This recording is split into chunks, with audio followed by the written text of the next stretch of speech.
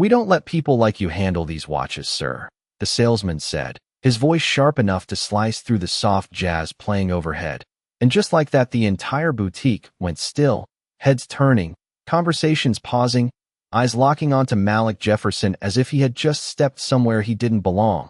But Malik didn't react, not with anger, not with embarrassment, not even with surprise. Because he had heard that tone before, years ago, in places that didn't have marble floors or glass cases filled with $80,000 timepieces, back when his bank account didn't match his vision, back when people thought they could measure his worth in seconds. And now here he was again, standing under the glow of recessed lighting, dressed in a simple black hoodie, dark jeans, and clean sneakers. Nothing that screamed money, nothing that asked for approval, just quiet presence, controlled, deliberate, and somehow that calm seemed to irritate the salesman even more.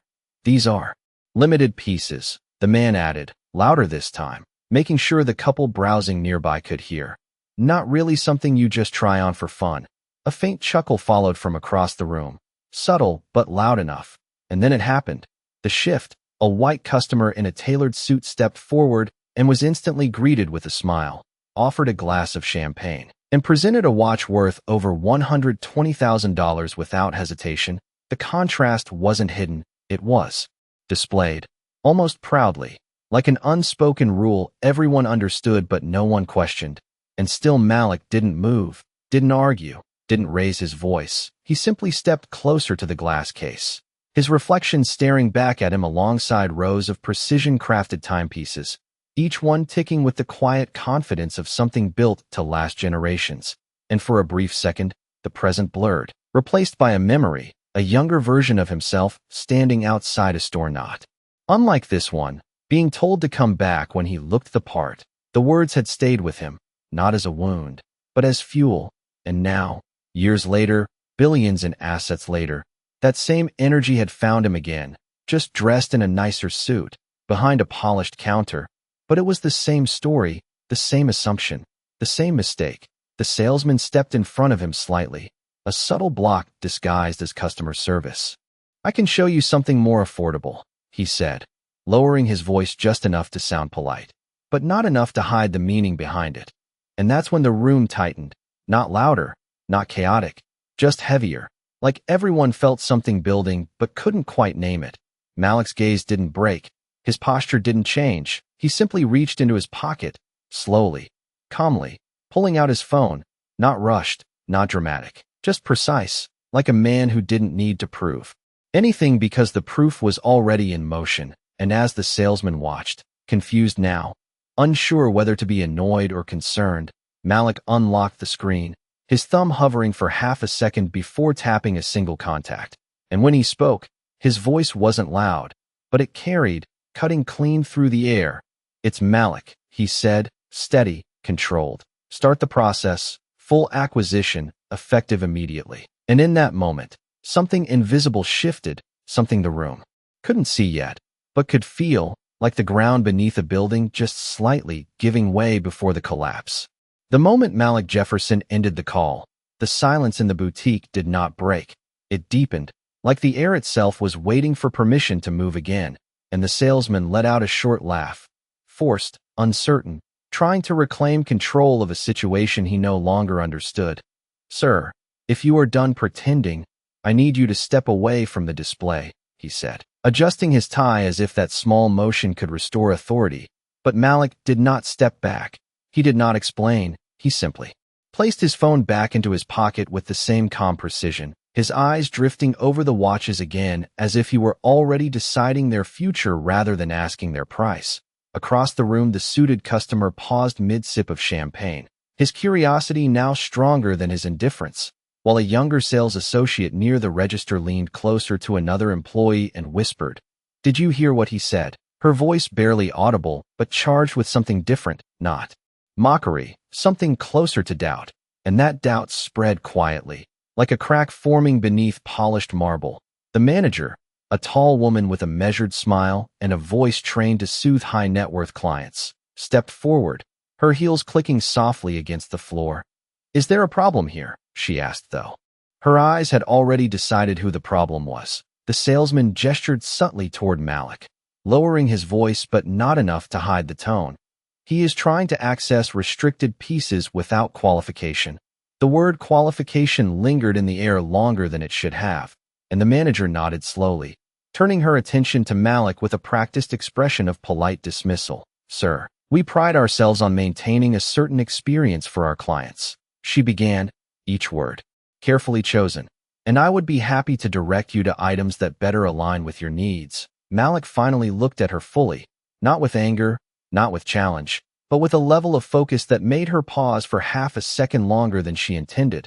And in that half second something shifted again, something subtle but undeniable, because Malik was not looking at her like a customer. He was looking at her like a variable, something to be assessed, understood, and ultimately replaced. But she recovered quickly, stepping slightly to the side as if guiding him toward the exit without ever saying the word leave. And that was when the first phone buzzed, not Malik's, not hers, but the store's main desk, a quiet vibration at first, then another, then a third, each one ignored for just a moment too long, until the junior associate reached for it instinctively, her brow furrowing as she read the screen. It is corporate, she said, uncertain, glancing up at the manager, who frowned, slightly, annoyed at the interruption. Tell them I will call back, she replied, but the associate did not move, her eyes still fixed on the message. They said it is urgent, she added, and now the room tightened again, because urgency did not belong in a place designed for slow luxury and controlled transactions. The manager exhaled quietly and took the phone, her expression shifting as she listened, the confidence in her posture wavering, just slightly, almost imperceptibly, but enough for those watching to notice. Her eyes flicked toward Malik, then back to the floor, then toward the salesman. And for the first time since Malik had walked in, she did not speak immediately. She listened, really listened, and whatever she was hearing was rewriting the situation in real time. The salesman noticed it too, his smile fading, his shoulders tightening. What is going on? He asked, but she held up a hand, silencing him without looking. And when she finally spoke again, her voice was no longer smooth, no longer controlled. It was careful, measured in a different way. I understand, she said into the phone. Yes, he is here. A pause, longer this time, heavy enough to pull every eye in the room toward her. We will handle it, she added, before slowly lowering the phone. And when she looked back at Malik, the space between them felt completely different, like the script had been flipped but no one had announced it yet. And Malik, still calm, still steady, met her gaze without a word, because he did not need to say anything. Not anymore. The process had already begun, and everyone in that room was about to realize they were no longer deciding what happened next.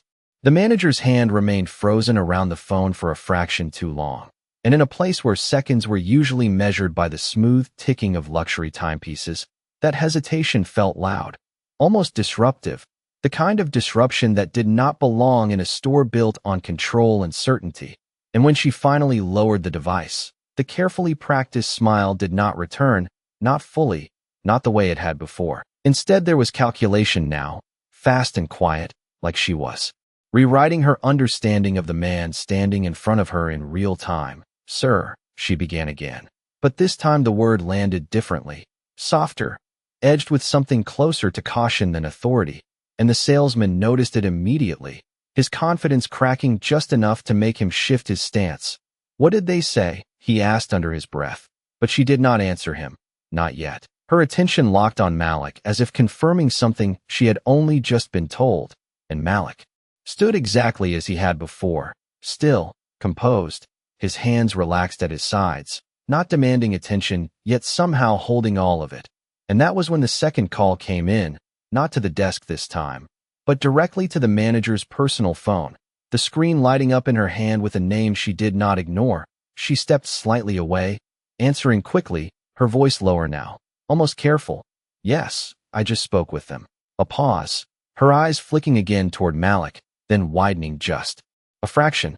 I understand, she repeated, but this time there was no attempt to hide the shift, no effort to maintain the illusion that this was a normal interaction, because it was not anymore. And across the room the junior associate felt it too.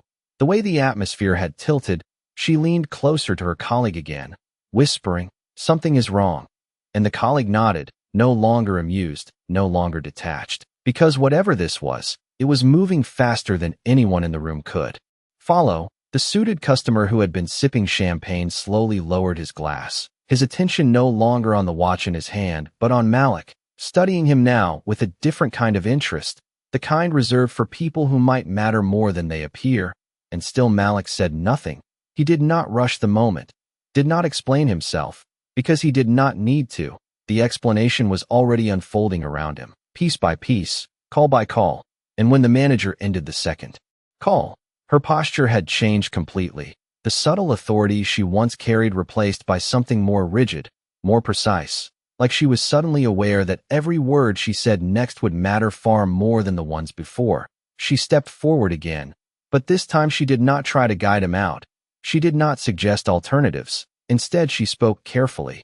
"Mr. Jefferson," she said, using his name for the first time. And the sound of it landing in the room was enough to draw every remaining whisper into silence. The salesman's head snapped slightly in her direction, confusion written plainly across his face, because no one had asked for Malik's name, no one had offered it, and yet there it was, confirmed, recognized, and suddenly important.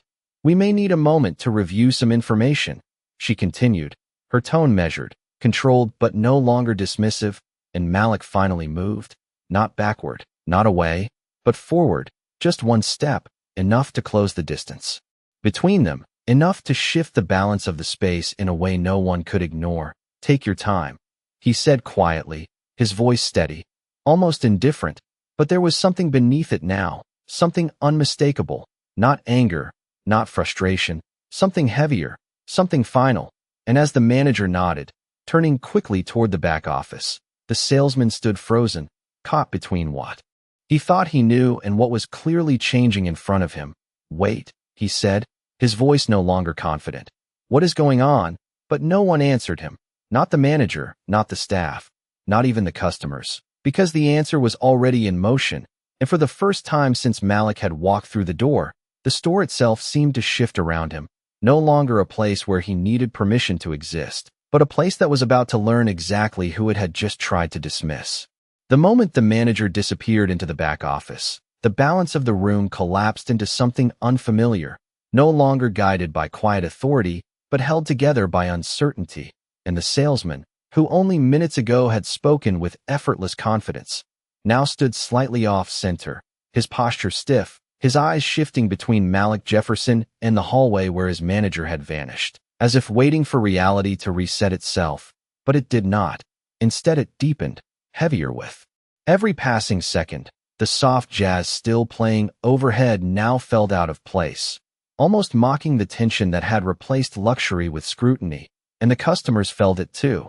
The suited man who had been served champagne set his glass down slowly, no longer interested in the watch he had been admiring, his attention fully redirected, not toward the product, but toward Malik, measuring him differently now, not by clothes or presence, but by the reaction he had triggered without raising his voice. And across the room the junior associate could not look away, her earlier whisper turning into quiet realization. "They used his name," she murmured, more to herself than anyone else, and her colleague nodded, the weight of that detail settling in, because names did not appear like that, not in places like this, not unless they meant something. And Malik remained still, grounded, as if the floor itself had aligned with him, his gaze steady, not scanning, not searching, just present. And it was that presence that made the silence louder, made every movement around him feel deliberate, calculated, exposed. The salesman cleared his throat, attempting to reclaim some version of control. "Sir, if there has been some kind of misunderstanding," he began, but the sentence did not finish the way he intended, because even he could hear it, the shift in his own tone, no longer dismissive, no longer superior, but cautious, uncertain. And Malik turned his head slightly, just enough to meet his eyes, not with hostility, not with triumph, but with a calm that felt heavier than either. "There was no misunderstanding," Malik said, his voice even, precise, and for a brief moment the words seemed to echo in the space between them, not because they were loud, but because they were final. And the salesman swallowed, his confidence unraveling in small visible ways, his hands adjusting his cuffs, his stance shifting again, searching for ground that was no longer there.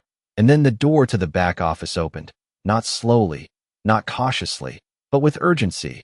The manager stepping out with a different energy entirely, her pace quicker, her expression sharper, no longer curated for sales, but focused on correction.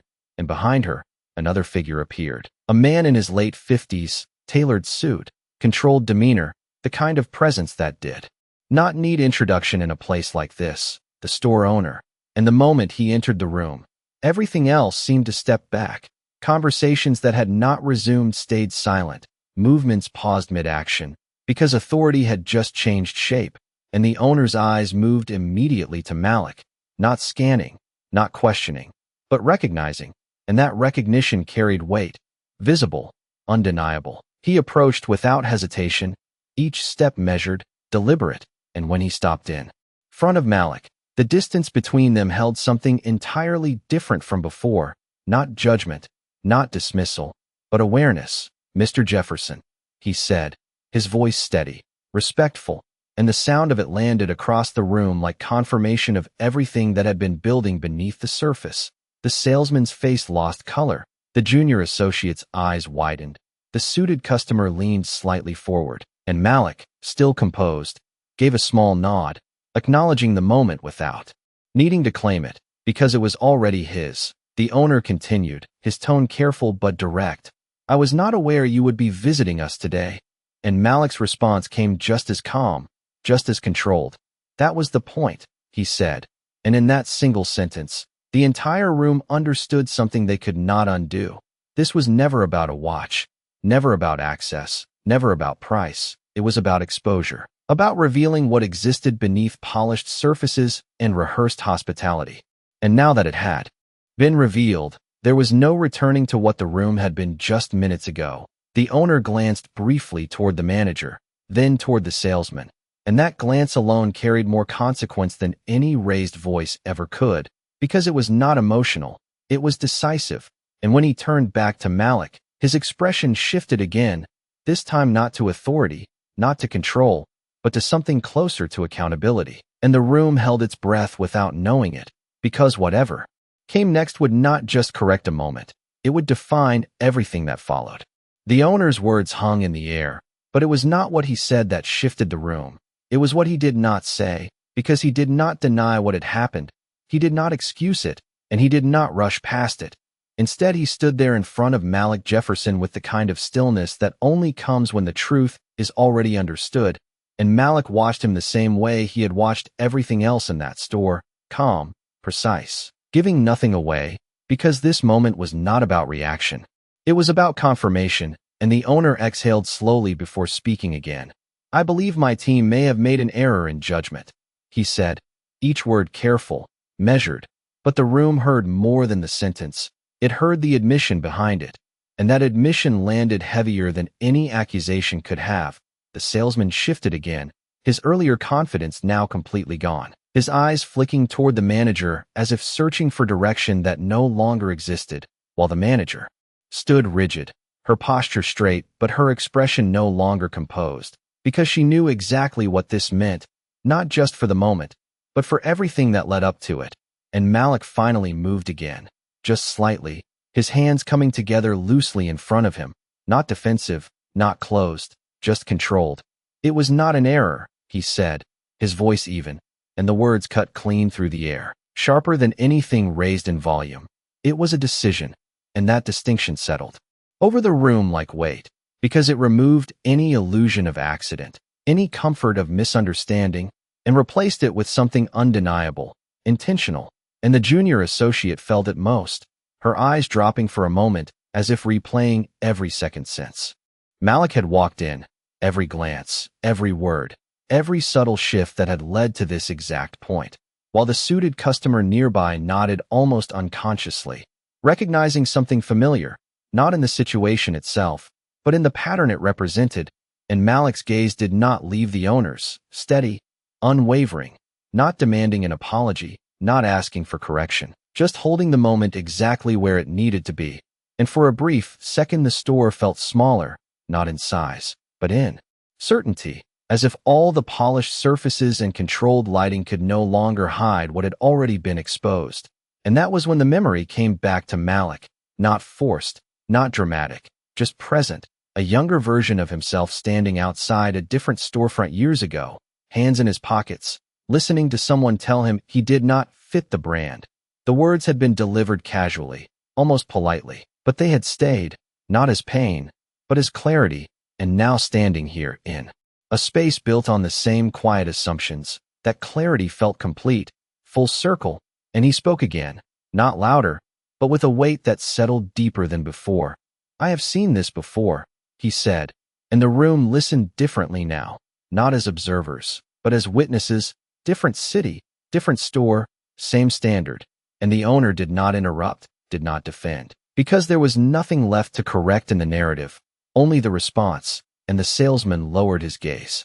Completely now, no longer able to meet Malik's eyes, his earlier words echoing back at him in a way they had not when he first said them, while the manager's hands tightened slightly at her sides, her silence no longer neutral but accountable, and Malik let the moment breathe, not rushing it, not filling it, because silence had become part of the statement itself, and when he finally spoke again, his voice remained steady, controlled, but unmistakably final. You did not evaluate me, he said. You assumed me, and the distinction landed with precision, drawing a clear line between what had happened and what should have happened, and no one in the room could step around it. Not the staff, not the customers, not even the owner, because it was no longer about one interaction, it was about the system behind it, the pattern beneath it, the standard that had just been revealed in real time. And Malik's posture did not change, his presence did not shift, but the room around him did, completely, because the moment had reached its breaking point, not through volume, not through confrontation, but through truth, clear, direct, and impossible to ignore. The silence that followed Malik Jefferson's words did not feel empty. It felt complete, like something had just been finished rather than interrupted, and for a moment no one in the store moved, not the customers, not the staff, not even the owner, because what had been said did not invite response. It demanded recognition, and the owner nodded slowly, not in agreement alone, but in acceptance, as if acknowledging that whatever this moment had become, it could not be undone, only answered. And Malik did not press further. He did not repeat himself. He did not raise his voice, because he understood something the room was only beginning to learn. Power does not need to explain itself once it is visible. It only needs to act. And as if on cue, the sound of another phone vibrating broke through the stillness, this time from the owner's pocket, a sharp contrast to the soft ambience that had once defined the space. He stepped aside slightly, answering with immediate attention, his tone shifting again, more formal now, more aligned with something larger than the store itself. Yes, I just arrived, he said, listening carefully, his expression tightening just enough to confirm what Malik had already set in motion. Understood. We will comply immediately. And when he ended the call, there was no hesitation, no delay. He turned back toward Malik with a clarity that had not been there before. Mr. Jefferson, he said, his voice firm but respectful, I have just been informed that your firm has initiated a full acquisition of our remaining inventory. The words landed with precision, each one reshaping the room in real time. The junior associate's breath caught. The suited customer leaned back slightly in disbelief, and the salesman stood completely still, as if the ground beneath him had shifted too quickly to follow. But Malik did not react, not outwardly. He simply nodded once, confirming what had already begun minutes earlier, because this was never a threat, never a reaction. It was a decision already executed. And the owner continued, now fully aware of the weight of his own words. The transfer is being processed as we speak, he added, and in that moment the entire store changed, not physically, but fundamentally, because the watches behind the glass, the ones that had just been guarded, restricted, protected by unspoken rules, were no longer part of that system. They were assets in transition, already claimed, already reassigned, and the manager felt it most, her posture shifting again, no longer standing as authority within the space, but as someone caught inside its transformation, her earlier certainty replaced by something quieter, something closer to realization. and the salesman finally spoke, his voice unsteady, stripped of the tone he had carried so confidently before. All of them, he asked, barely above a whisper, and the owner did not look at him when he answered. Every piece currently in stock, he said, and that answer did more than confirm a transaction. It erased the boundary that had been drawn just minutes earlier, the invisible line that had decided who belonged and who did not. Because now the man they had questioned, redirected, and underestimated did not need access to a single watch. He had ownership of all of them, and Malik took a slow breath, not out of relief, not out of satisfaction, but out of completion, because the action had matched the moment, and the moment had revealed everything it needed to, and he stepped forward once more, his movement calm, unhurried, but impossible to ignore, his gaze passing over the display cases, not as a customer, not as a visitor, but as someone evaluating what was already his. And when he spoke again, his voice carried the same steady tone it had held from the beginning, but now it resonated differently. Deeper, final. You said these were not for me, he said, his eyes briefly meeting the salesman's before shifting back to the room as a whole. Now they are not for anyone else either. And no one responded, not because they did not have words, but because they understood that anything said now would only follow what had already been decided. And Malik did not wait for acknowledgement. He did not ask for apology, because he had not come for either. He had come for clarity, and now that clarity had been established, not through argument but through action, the room stood in it, fully, completely, and without any way to return to what it had been before. The words settled into the room like a final signature, not loud, not dramatic, but irreversible. And for a moment no one moved because everyone understood that something had just ended and something else had begun. The watches behind the glass no longer symbols of status or exclusivity, but silent evidence of a decision that had already reshaped the space. And Malik Jefferson stood at the center of it all without claiming attention, without demanding acknowledgement, because the shift did not need explanation. It was visible in every face, in every posture, in every breath that now felt heavier than before. The salesman's hands dropped slowly to his sides, no longer adjusting, no longer performing, just still, as if the role he had been playing minutes ago no longer existed. His eyes fixed somewhere just below Malik's line of sight, unable to meet it, while the manager remained frozen in place. Her earlier confidence replaced by a quiet awareness that the authority she had carried had been conditional all along, dependent on assumptions that no longer held. And across the room the suited customer leaned back fully now, his expression no longer curious but reflective, as if he had just witnessed something far more significant than a transaction, something that extended beyond price tags and polished displays. And Malik took a slow step along the glass case, his gaze moving over the watches with calm precision, not admiring, not selecting, but assessing, as if each piece had already been accounted for in a system far larger than this room. And when he spoke again, his voice carried that same steady clarity, but now it held something else, something deeper, something that reached beyond the moment itself. You did not lose a sale, he said, not looking at anyone in particular, yet somehow addressing everyone at once. You revealed your standard, and the sentence did not echo, it settled, embedding itself into the silence that followed, because it reframed everything that had just happened, not as an isolated mistake, not as a single interaction, but as a reflection of something consistent, something structural, something that had been operating quietly until it was brought into the open, and the junior associate felt it most clearly, her eyes lifting again, this time not with uncertainty, but with understanding, because she had seen the pattern before, had felt it in smaller moments that never reached this scale, and now it was undeniable.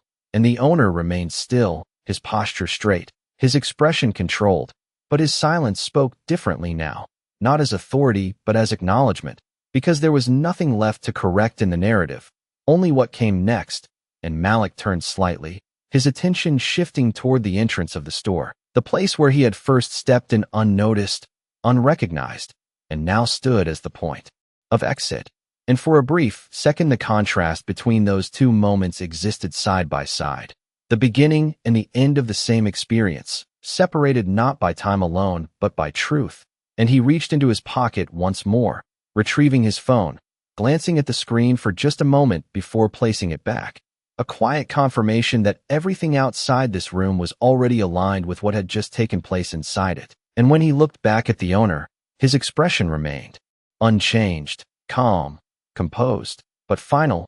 "Make sure every piece is documented and transferred," he said, his tone direct, not as a request, but as a continuation of what had already been set in motion, and the owner nodded immediately.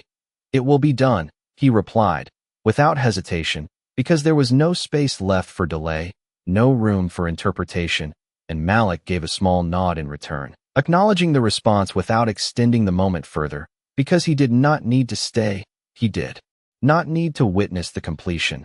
The outcome had already been decided the second the process began, and as he turned toward the door, the room parted without instruction, not out of obligation, not out of formality, but out of recognition, because the presence that had been questioned minutes earlier was now understood in a way that could not be reversed, and with each step he took, the space behind him felt different, quieter, not because the music had stopped or the lights had dimmed, but because something unseen had shifted permanently, something that would remain long after he left.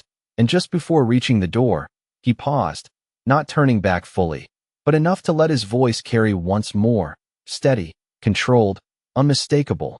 "Next time," he said, "do not look at the clothes, look at the person." And then he stepped out, leaving behind a room that no longer felt the same, not because of what had been taken, but because of what had been revealed. The door closed behind Malik Jefferson with a soft, almost insignificant sound, but inside the boutique it echoed like a final statement, not because of its volume, but because of what it marked, the end of one version of reality and the beginning of another. And for several seconds no one spoke, no one moved. The staff stood exactly where they had been left, suspended between what they thought they controlled and what had just been taken from them.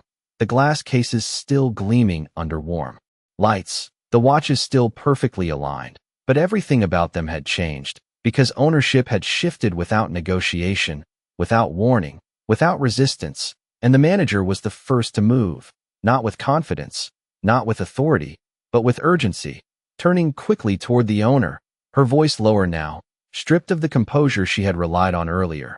"We need to secure the inventory logs," she said, as if action could restore structure, but the owner did not respond. Immediately, his gaze still fixed on the door Malik had just walked through, as if replaying every second that led to this point, measuring not just the outcome but the cause.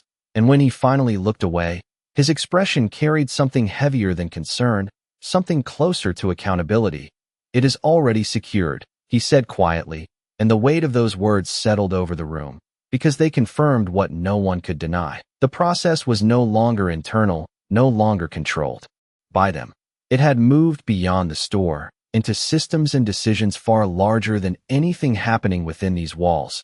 And the junior associate felt a chill run through her as she glanced at the display cases again, realizing that the watches she had just been guarding minutes ago were no longer part of her responsibility. Not really. They belonged to someone else now, someone who had walked in unnoticed and walked out undeniable. And the salesman finally exhaled, a breath he did not realize he had been holding, his voice low, almost hollow. "I did not know," he said, not as a defense, not as an excuse, but as a realization that came too late to matter. And the manager turned to him sharply, not with anger, but with something more pointed. "That is exactly the problem," she replied, and her words did not need to be louder to carry impact, because everyone in the room understood what she meant. It was never about knowing who Malik Jefferson was. It was about how they treated who they thought he was, and that difference now stood exposed, undeniable, and irreversible. Across the room, the suited customer stepped closer to the display, his eyes scanning the watches differently now, not with desire, but with reflection, as if reconsidering every assumption he had made in spaces like this before. And he shook his head slightly, not in disbelief, but in recognition. That was not about money. He murmured, more to himself than anyone else, and no one corrected him, because they all knew he was right. The transaction had been massive, yes, but it was never the point. The point had been the moment before it, the judgment, the dismissal, the quiet certainty that had shaped their actions without question, and now that certainty was gone. replaced by something far less comfortable, awareness. And the owner finally stepped forward, his voice steady but firm, cutting through the lingering silence with clarity. Every employee present today will submit a full report of this interaction, he said, not raising his voice, not dramatizing the instruction, but making it clear that what had happened would not be minimized, would not be dismissed as a simple mistake. And the manager nodded immediately, already understanding the implications, while the salesman remained still, absorbing the shift in expectations, the shift in consequences. And the junior associate straightened slightly, her earlier uncertainty now replaced by a quiet determination, because she had seen something today that could not be unseen, and it changed how she understood her role, her responsibility, and the space itself. And as the store slowly began to move again, phones ringing, systems updating, instructions being given, the atmosphere remained altered, not chaotic, not loud, but permanently different, because the illusion that once defined it had been broken, not by confrontation, not by force, but by truth revealed through action. And outside, beyond the glass doors, Malik Jefferson walked away without looking back, his pace steady, his expression unchanged, because for him the moment had already passed, already been completed. And what remained behind him was not his concern, it was theirs, a space left to reconcile not just what had happened, but what it meant. And for the first time since the doors had opened that morning, the boutique did not feel like a place of control, it felt like a place of consequence.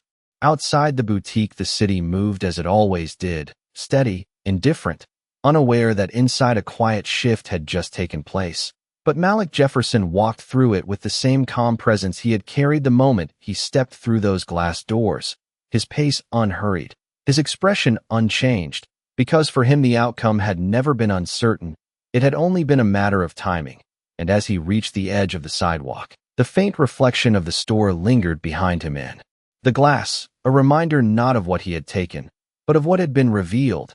And inside, that revelation continued to unfold, not loudly, not chaotically, but with a weight that settled into every corner of the space. The manager stood near the main desk reviewing the incoming confirmations, her posture straight, but no longer anchored in authority, instead grounded in awareness. Each update on the screen reinforcing what had already been decided, the inventory transfer, the financial clearance, the legal documentation, all moving forward without pause, without delay, as if the system itself recognized the inevitability of the moment. And the owner remained near the center of the room, his hands loosely clasped, his gaze no longer fixed on any one person but on the space as a whole, as if seeing it differently now, not as a business to operate, but as a standard to reconsider. And the salesman, once the loudest voice in the room, now stood in quiet reflection, his earlier words no longer distant but immediate,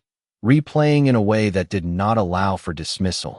And when he finally spoke again, it was not to defend himself, not to justify what had happened, but to understand it. "I thought I was doing my job," he said, his voice low, uncertain, and the manager looked at him, not with anger, but with clarity. "You were following a pattern," she replied, and that distinction landed with precision, because it separated intention from impact, action from consequence. And in that separation was the lesson none of them could ignore. Across the room the junior associate continued working, documenting, updating, but her movements carried a different energy now. More deliberate, more aware, because she had seen something that shifted how she understood the space, the role, and the responsibility that came with it. And the suited customer, who had remained longer than he planned, finally turned toward the exit, pausing for a brief moment before leaving, his reflection passing over the glass cases that no longer represented what they once did. And he shook his head slightly, not in disbelief, but in recognition, because he knew this moment would stay with him, not as a story, but as a standard. And outside, Malik's phone vibrated once, a quiet confirmation that everything had been completed, the acquisition finalized, the transition secured. And he glanced at the screen briefly before placing it back into his pocket, not needing to read every detail because the outcome had already been clear long before the confirmation arrived. And he continued walking, blending back into the rhythm of the city, no spotlight, no announcement, just movement, steady and certain, and back inside the boutique. The owner took a slow breath before speaking again, his voice calm but firm, carrying through the space with a different kind of authority than before. This was not about losing inventory, he said, and every ear in the room turned toward him. This was about losing perspective, and the words settled deeply, because they reframed the entire event not as a financial transaction, but as a reflection of values, of assumptions, of standards that had gone unquestioned until they were tested. And he continued, "We cannot control who walks through that door, but we can control how we see them." And that sentence, simple as it was, carried more weight than any policy, because it addressed the root, not the result. And as the staff absorbed it, not as instruction but as truth, the atmosphere shifted once more, not back to what it had been, but forward into something more aware, more intentional. And the watches remained in their cases, the lights still warm, the music still playing, but the space itself had changed permanently, because it had been confronted not by force, not by argument, but by a standard higher than the one it had quietly held. And somewhere beyond the glass doors, Malik Jefferson continued on, his presence no longer in the room, but his impact remaining, not as a disruption, but as a reset. And in that reset was the final truth of the moment, that dignity does not announce itself, it reveals itself, and once revealed, it does not ask for permission, it sets the standard.